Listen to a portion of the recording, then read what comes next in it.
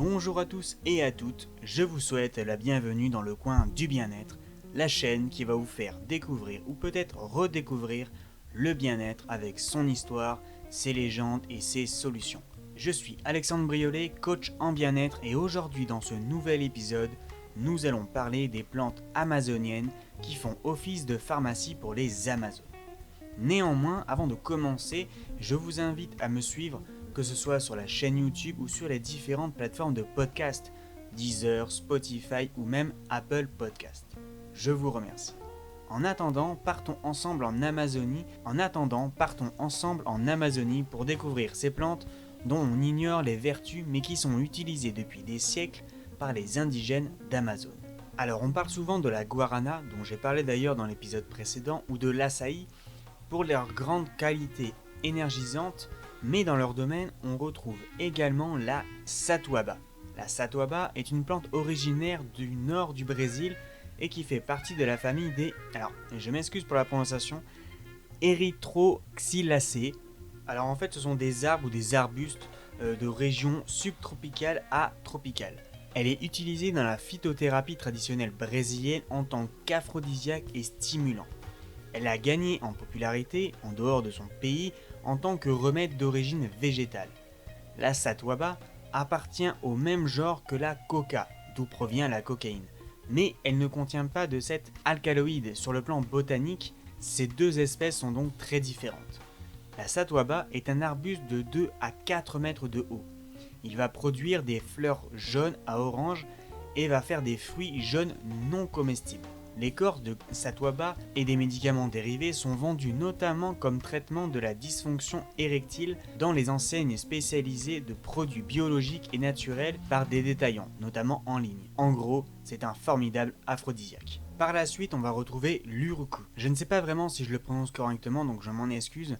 Alors, l'urucum, connu aussi sous le nom de roucou, est un arbuste originaire d'Amérique tropicale appartenant à la famille des Bixacées. C'est une plante endémique s'adaptant particulièrement aux climats tropicaux-équatoriaux et va donc nécessiter une pluviométrie plus fréquente. La plante peut atteindre 2 à 4 mètres de hauteur et souvent reconnaissable par ses fruits ronds et petits d'une couleur rouge vif avec une écorce pileuse contenant des petites graines de même couleur. Mais attention, ce n'est pas comestible. Pour information, l'histoire de l'urucum va débuter à l'époque des Indiens d'Amérique qui utilisaient alors comme protection contre les moustiques et le soleil, ce qui va leur donner cette couleur teintée de rouge.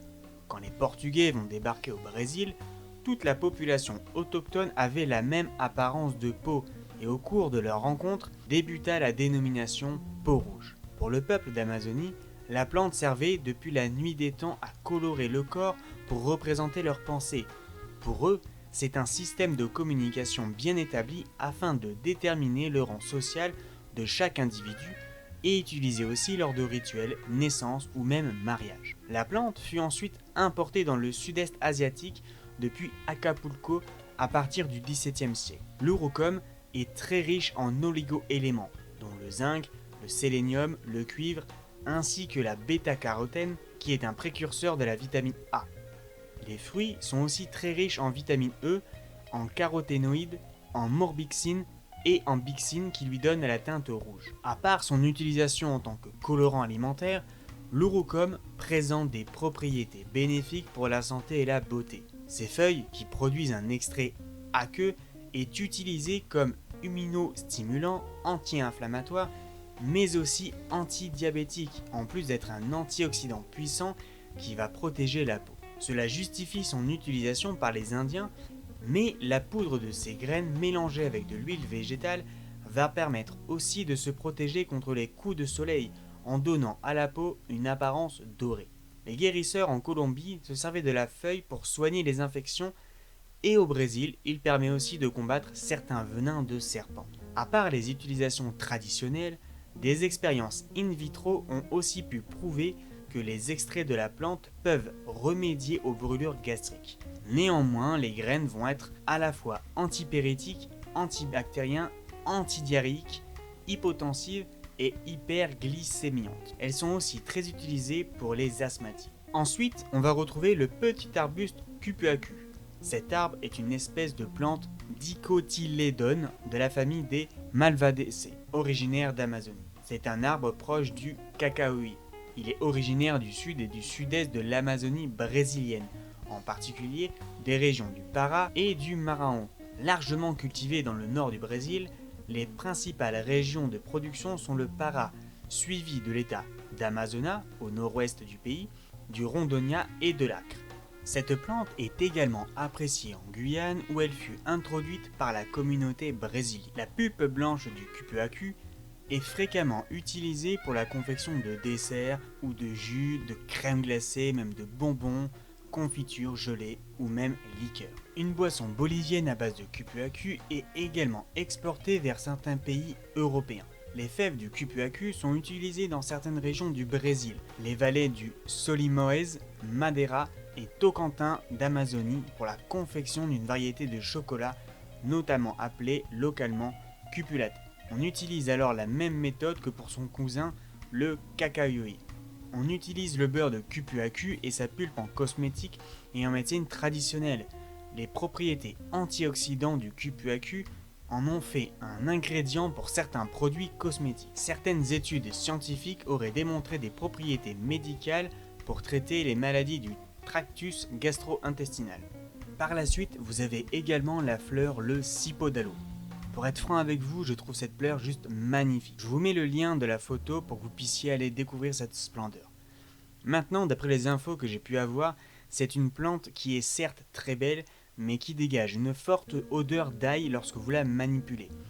Néanmoins, elle reste très efficace contre la fièvre, le rhume, l'arthrite ou même les rhumatismes. En gros, c'est la même chose que le durian. Vous savez, c'est le fruit qu'on retrouve notamment au Cambodge, en Thaïlande. J'ai pu d'ailleurs le découvrir moi-même.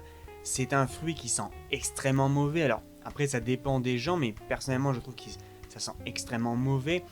Pour autant, c'est un fruit qui va apporter énormément de vitamines, protéines ou même fibres. Maintenant, on va parler de la plante le suma, qui est aussi appelé le ginseng brésilien ou encore Paradota. En fait, c'est une racine qui, comme son nom l'indique, est utilisée notamment pour guérir tous les maux. Alors, presque tous les maux. Aussi bien une source de jouvence qu'un tonique énergisant, elle est d'ailleurs reconnue pour ses propriétés aphrodisiaques et on va l'utiliser également comme remède anti-inflammatoire. Néanmoins, c'est un allié de poids qu'il faut toujours avoir près de soi. Par la suite, vous avez également le Carapanoba.